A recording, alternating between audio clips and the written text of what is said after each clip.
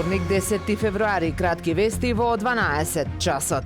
Охридскиот регион како светско културно и природно наследство за нас има исклучителна универзална вредност, истакна заменик председателот на владата Александар Николовски по средбата на македонската делегација во Париз со Конткер Мохамед Талха, председател на 43-та сесија на Генералната конференција на УНЕСКО. Делегацијата ќе оствари средби со генералниот директор на УНЕСКО како и со други високи представници. На средбите ќе бидат потенцирани цврстите заложби на владата за зачувување на статусот на природното и културното наследство на Охридскиот регион.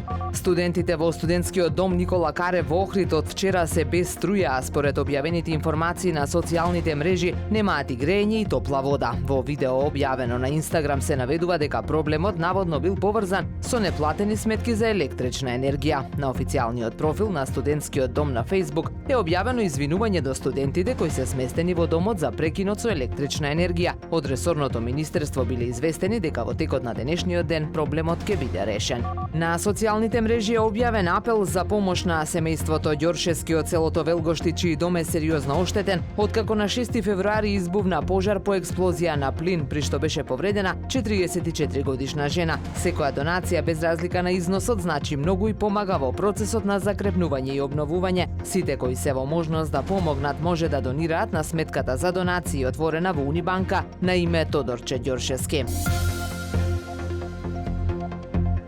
Времето денес променливо облачно со услови за дожд, дува умерен југоисточен ветер, максималната температура во Охрид до 8 степени. Повеќе информации на ohridpress.com.mk.